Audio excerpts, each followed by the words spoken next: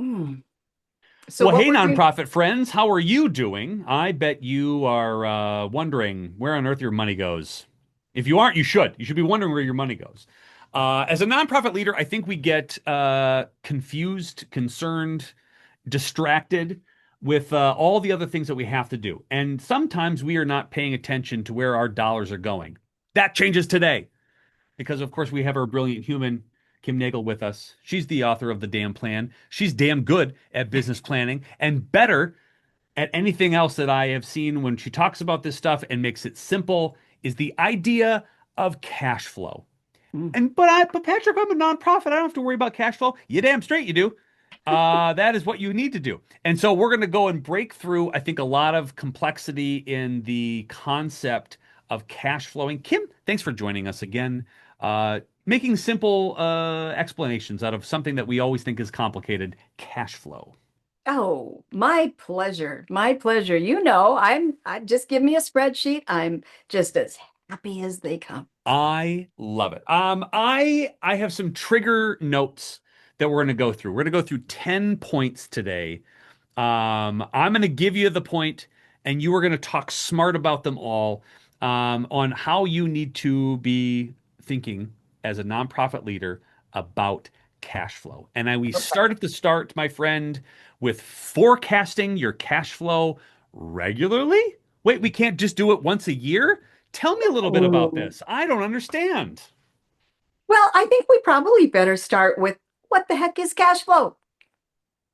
Because it is not a normal financial statement Mm, that mm, an accountant might produce. mhm. It's not actually readily produced by QuickBooks or many accounting softwares. And if it is produced, it's produced in a format that does not help you project forward because that's what it's really good at. Yes. So, at its very simplest form, cash flow is money in and money out. That's easy. I get that concept. But here, more importantly, it's the timing Mm, of money in and money out. So when you do a cash flow projection, everybody put your visualization caps on, mm, and it's you start with the cash you have in your pocket or your mm. bank account. Yep. You get more cash in that month, Mm. and that's the amount of cash you have to spend that month. Got it. All right. Then you spend money, it gets subtracted from that cash available. I can do And math. okay. And Yep. that's what you have left over to carry you forward to the next month. All right. Hmm. Hmm. And it keeps going throughout the year. So let's just say that you projected to have $1,000 come in on any one given month, and you were pretty much budgeting zero, kind of doing a zero-based budget, Hmm. Hmm. and that $1,000 didn't come in. You got your imagination hat on? Hmm. I What don't like happened this. that month? I don't like this. I'm now Okay. in credit card debt, trying to spend out my way out of this place. Yeah. Yeah. Or somebody didn't get paid, or Hmm. you couldn't make payroll, or a creditor got behind, or you were so stressed out you couldn't provide services well. I mean, it all happens. Hmm. So that is why cash flow is king. Cash Love is it. king, queen, the jack, the ace, the spades, all the whole deck of cards. Cash is how we keep the doors open. Mhm. And cash flow projecting, cash flow forecasting, cash flow management is the best. And Mm. I am terribly biased, but it is the best stress relieving tool that any executive director, any board of directors can use. Hmm. Hmm. Mic drop. I love it. What are some of the things we got to look for when we are sort of forecasting our cash flow? I know again, regularly scheduled sort of thought Regularly process. scheduled. Okay. So what are we So, looking for? Are there any little nuggets in there that we're sort of need to be aware of when we are looking at this sort of year-long sort of rolling forecast that we have? so first of all, when we're forecasting our cash flow, we're basically making some assumptions. Well, Hmm. first of all, we know pretty much what we spend every month, right? Yep. And we can line that all up. And if people are interested in actual formats for cash flow projection, I do have them. Happy to talk with them. I believe we'll put a link to getting in touch with me. Yep. I'm always happy to talk cash flow Love it. and provide them with some actual tools that they can use for cash flow projections. But you can put in your what you spend. You know that. Mhm. We know what we spend every month. It's what's coming in. So we're going to make some assumptions about the donations that are coming in, the grants that are actually going to get reimbursed that month, the fundraising, the receipts we're getting from revenues that we are generating that month. We're going to project what is coming in that month. And we're going to set this up for the entire year and see if we cash flow. Yep. Now, if we have negative cash flow, we may want to go back and adjust our expenses or make some decisions about the fact we need to raise more money. We only have two choices, raise more money or spend less. Right. So in the very beginning, when we start forecasting, Mhm. we can make those decisions and start making, it's a strategy. Mhm. We can look at that and say, oh my gosh, we're going to have to up our game earlier in order to do this. Or we can't hire until this point. People hire too soon sometimes. They say, oh, we're going to get this grant. So they hire 3 months too soon Mhm. and they blow their cash flow. Yep. Or they buy too soon before they get reimbursed. Or they don't plan for reimbursement. All of those things really happen. So they can plan ahead. Mhm. But what happens then is life really happens. So you start putting in actuals. So January came and went, and you put in your actuals, and that changes the money going forward. Right. And again, what I like it is it's permission granted. Back when we were talking about budgets too in the previous video too, is that you can talk about this and you can adjust. Well, that's Yes, exactly what this is. And I think that yes, gives you at least the flexibility to make some decisions and it gives you at least a little bit more knowledge on how to work in the future. And again, part of the future piece is, and this is the number two thing I wanted to talk to you about, is cash reserves. Because if there's chaos coming down the line, we're going to need something in the bank to make sure. Because again, all hell's going to break loose. We all know that at some point. What do right. we need? And I think there's different routes on cash reserves. What do you recommend to have at least in the bank to make sure that you at least feel good, as you said, as a calming, I can sleep better at night knowing there's money coming in. What do you recommend? Right. Well, it's not just what I recommend. Hmm. Every council of nonprofits, every nonprofit leader out there, Hmm. uh, great advisor would say 3 to 6 months is a minimum Like it. Yep. for cash reserves, and Hmm. and it falls in line with what would be recommended in our personal lives and in Sure. business world, for-profit business world. 3 to 6 months. Love that. But here's a sad truth: Hmm. 90% of our nonprofits are 1 month away Yeah. from being down, Super not true. being able to pay their bills. Hmm. So if you can just get 1 month ahead, I mean, you don't have to figure out how to get 3 to 6 Hmm. months right now today. This is an incremental process. Yeah. So in your cash flow planning, you might just create a line item, and my cash flow spreadsheets do this, where we say we're going to set aside 1%. We're not going to spend everything. Hmm. We're going to set aside 1, 5, 2, 10, whatever Hmm. percent we can aside as a reserve. Hmm. And can But I we're, take this? Can I take this money out and use it for general funding? oh, you could. But It's a decision. yeah, it's a decision. It's a decision. So anything is possible, Right. but it is a it is a choice. Yeah. But And I it and is I also, if yeah. you're looking at um, a priority. So if the board has set a priority, if Mhm. you as an organization have set a priority that 3 to 6 months cash reserve Mhm. is in your strategic plan, this is Mhm. where we're going. Mhm. Because guess what? With 3 to 6 months cash reserve, Mhm. we don't have to scrap and scramble and maybe even write grants, heaven forbid, that aren't within scope of our mission. Don't do it, Mhm. but it gets done. Yeah. Uh, then we have time to really build. Hmm. You're buying yourself the gift of time Hmm. by creating a reserve. And cash flow really is one of your best tools to calculate whether or not you can create a reserve. Yeah. And again, what I like about that too is that now that you don't have to worry about it, you don't, again, scope creep, which you just talked about is great. And then you get to navigate the sticky wicket of funding restrictions, Yes. right? If you've got enough money in the bank, you know that you can take these funding restrictions that you clearly have in some sort of capacity. Can you talk a little bit about that in understanding your cash flow? Because I think this is where we solicit a lot of donors. The donors want to give to this certain thing, and all of a sudden now we've got sitting in the bank, but you can't use it. Talk a little bit about how we work through funding restrictions. Well, we may or may not want to accept money that is restricted. It's Very true. simply. Yeah. Very simply. Yeah. If it does not, I mean, if we know what our cash flow needs are Mm. and we know the impact we're trying to create, Yep. it might simply be a reason to say no. Mm. Hmm. I think one of the best thing I can say right now, because there's no silver bullet, there's no one right answer for this, is not all money is good money. Yeah.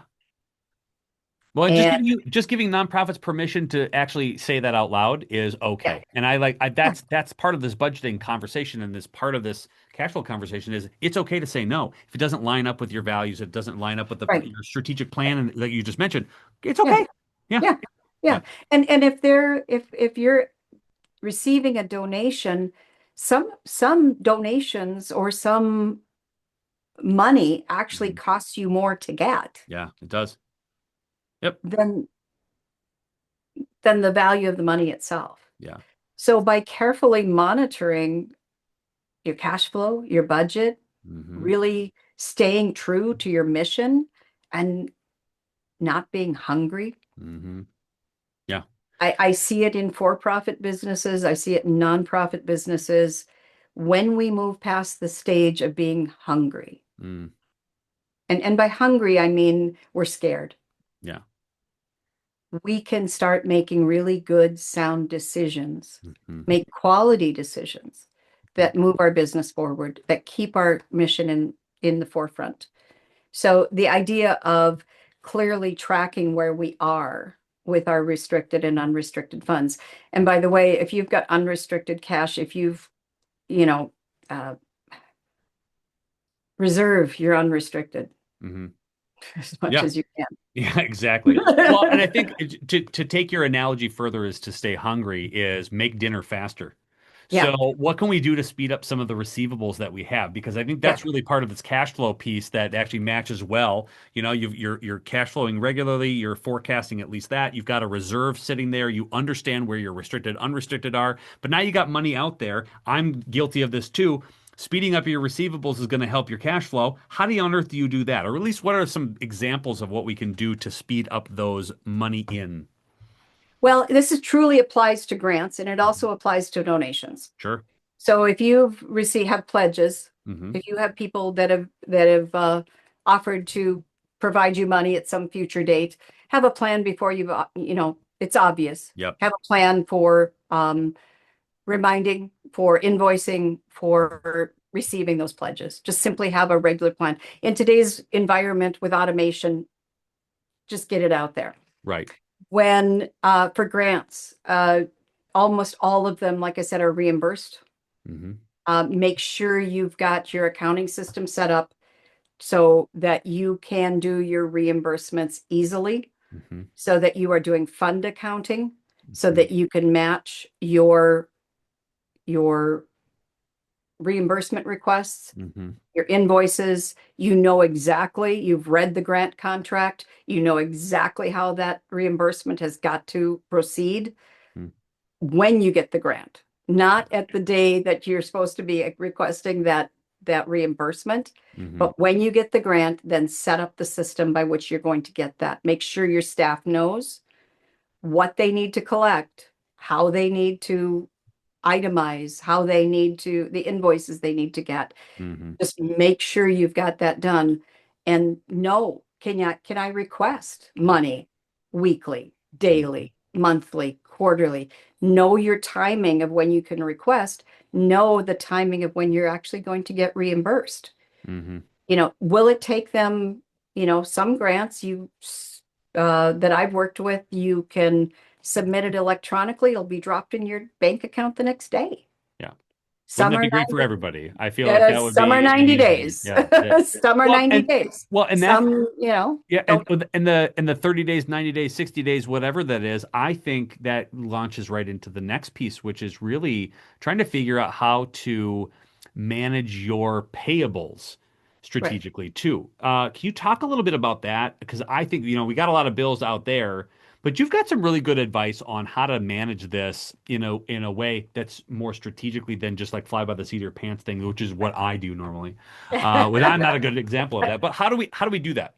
Well, instead of just taking bills as bills come, I Hmm. mean, you're looking at when are your critical vendors? Yeah. What are the people you absolutely need? And prioritize. Make sure you're Yeah. always paying them on time. They're at Hmm. the top of your list to pay Hmm. for them. And then also a negotiation is a real thing. I mean, make sure that if you're bringing on a vendor, that the terms match your ability to pay. Yeah. Smart. If if So you smart. are working with a contractor, I mean, Hmm. I contract very frequently with nonprofits who are working or paying me under a grant. Hmm. And if the grant term is such that they need to get reimbursed and we negotiate, I can work within those terms Hmm. if I'm aware of what's going on. Hmm. Hmm.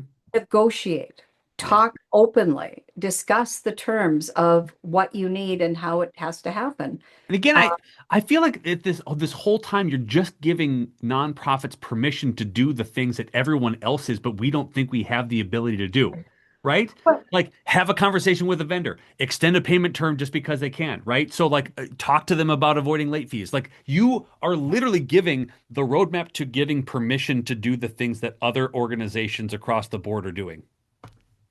Well, we say it over and over again. You're a business. You're in the Mhm. business of changing lives. That's it. Yeah, But you are a business. This is what every other business on the planet does. I know. Speaking of what other businesses do, which I am always nervous about talking about, so maybe you can walk me through this, which is controlling costs. I think when we talk about controlling costs, people think automatically cuts.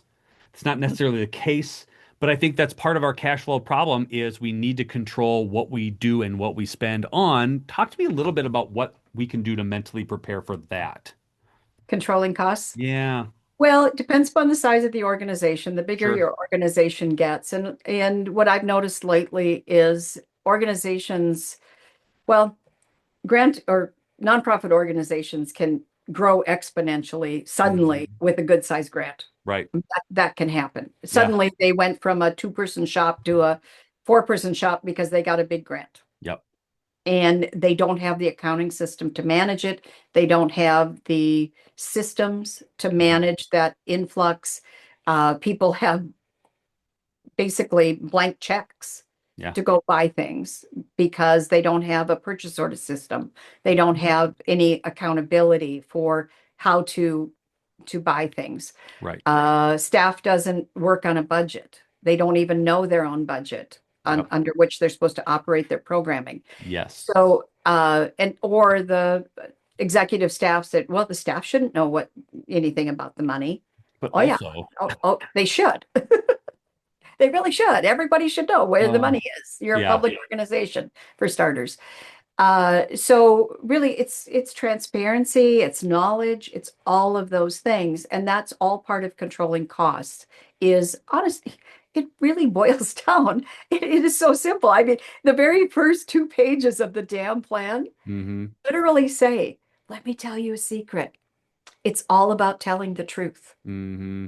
And so all of this really boils down to honesty, transparency, telling the truth Hmm. and facing the truth Yeah. and just saying, do we need this? Do Yeah. we need this? And so controlling costs isn't about um, micromanaging. It's not icky. It's never icky. Yeah. It is about using the resources we have Hmm. to make the greatest impact we can. I have a truth for you. It is that grants are drying up and individual donors are leaving the nonprofit realm. That is going to make some interesting ways on how to cash flow your revenue.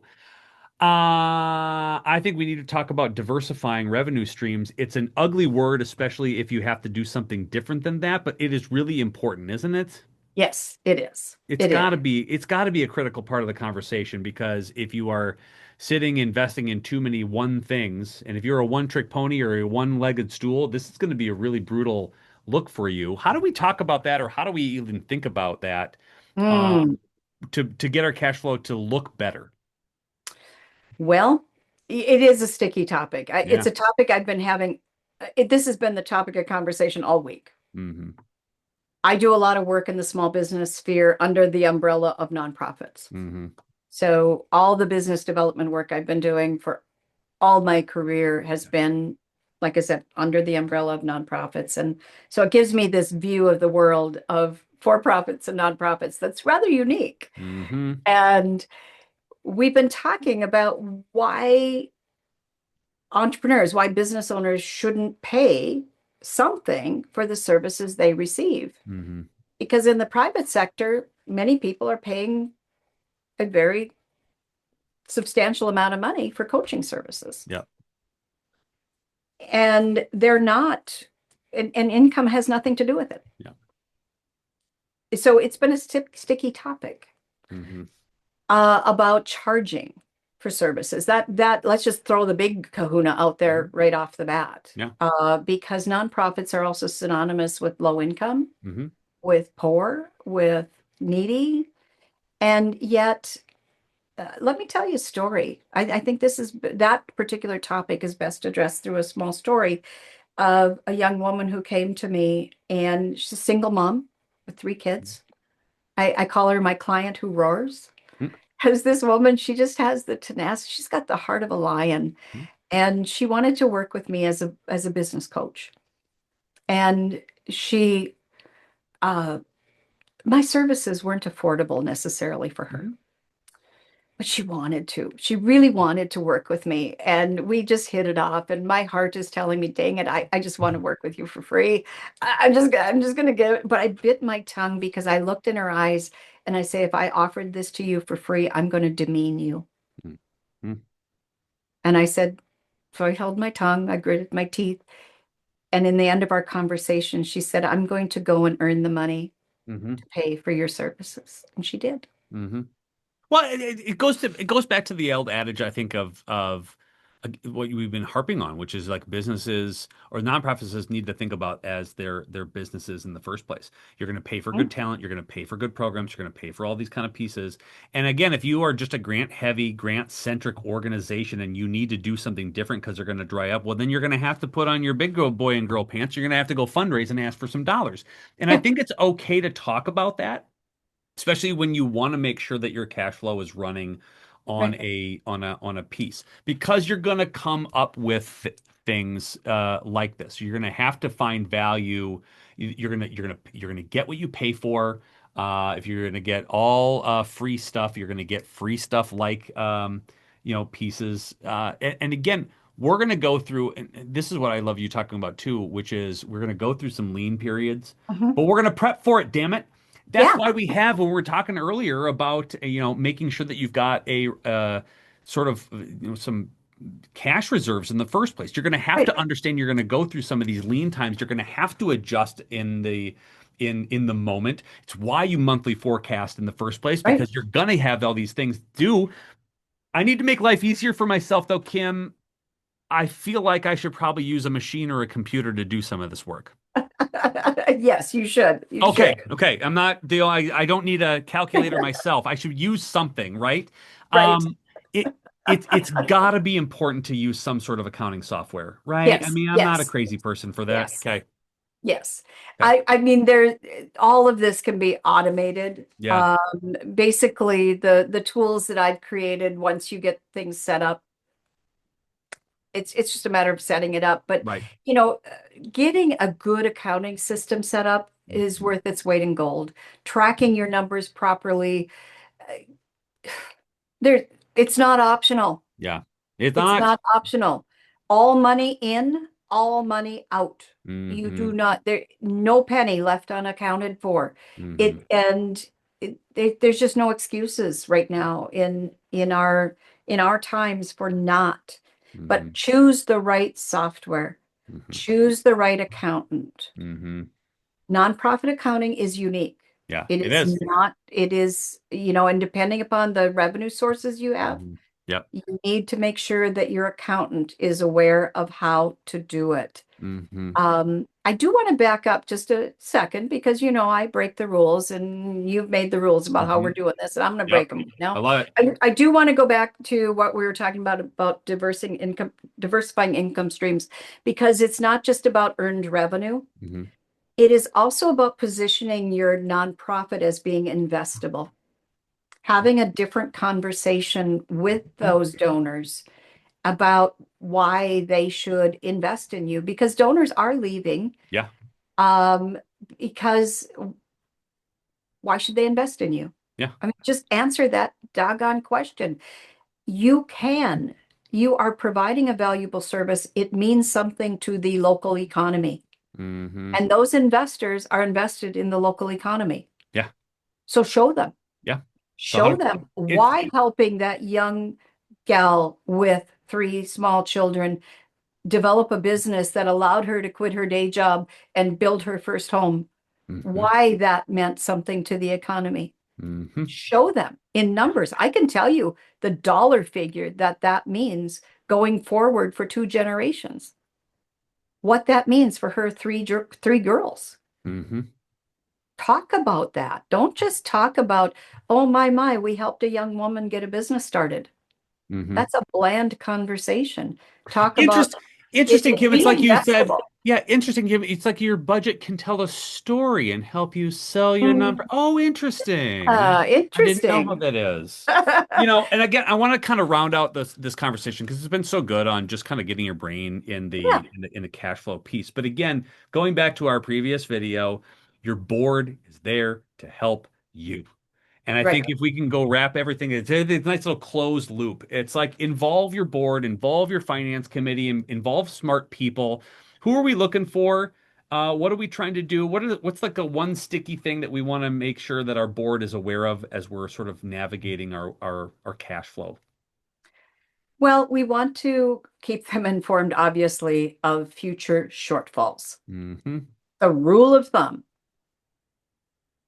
90 days. That is, and that's tight. If it's going to be a shortfall, it should be Yeah. like 90 days. Right. You know, that's, I mean, I always, for some reason, it's like the back bedroom on fire. Yeah. It's just, but it should be 6 months. We should know if we're going to have a shortfall. If you think about a grant cycle, if I apply for a grant today, the soonest it's going to get funded is 90 days, and it's Mhm. going to be 30 to 60 days to get the actual check in the bank. So Yeah. it's 6 months out. Yep. I Yep. mean, that is just a way of thinking about it. Hmm. You can't raise money overnight. You know, somebody's not going to walk through the door with a check. It's just, you know, even if you went to the bank to get a short-term loan, it's going to take 60 days. So 90 days is a drop dead minimum, Hmm. and more like 6 months to know if you're going to have a cash flow shortage. That's Hmm. why cash flow really is important, because within that 6 month to 9 month period, you could make decisions about, sadly, laying somebody off. Hmm. You could make decisions about changing a program. You could make decisions about uh, not making an investment, Hmm. about having an additional fundraiser, about approaching a new donor. Yep. You could make all sorts of decisions within a 9 month period that you might not have decided to make if you were just running on a flat budget. Yeah.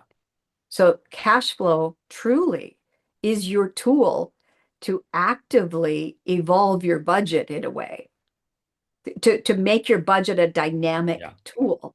And I would that almost say, allows you to yeah. make those real-time decisions. Yeah. And I would say it's not only transforming your budget, it's transforming your organization. You're making Oh, it a little bit more slick. You're making it a little bit more fundable. You're making it a yeah. lot more reasonable to, fund and donate to. And again, you're adding an air of professionalism Mhm. in a way that is a lot simpler than I think a lot of people Yeah. take credit Yeah. for.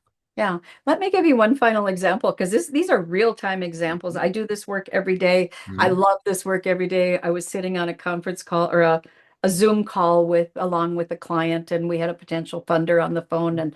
And the simple question was uh, a question about how many, this was a client that was going to donate, and how many of these particular transactions did we expect to make Hmm. over the next 12 months. If we had not had done our cash flow, Hmm. and I popped up the spreadsheet and I said, we expect to make $400,000 worth of these transactions. Hmm. And he goes, how did you know that? I said, because we did the cash flow. And he just got this big giant smile on his face and he said, I think we can work with that. And I'm See? going, oh yeah. Nailed it. And you know what? That's what we want. Yeah. And it's instilled a level of confidence in that conversation Hmm. that would not have been there if that poor executive director had had to say, well, we kind of, we might, and last year no, we projected forward based on last year's experience that this is what we're doing this year. Bam. Make it simple for everybody, whether you're an Make it executive director simple. of board or a funder or anybody else. This makes it really This easy. is what we're doing. This is what we're doing. So What it does, cash flow, cash flow. cash flow. If you had a cash flow questions, drop it in the comments below. We're always watching those, and we're going to make sure that you understand as best as possible as a nonprofit leader on how to figure that out. Kim, as always, you're brilliant and you're awesome and explaining things that are very complicated, at least that I think are complicated in a very uncomplicated way. And if I can understand it, you can too, nonprofit leader.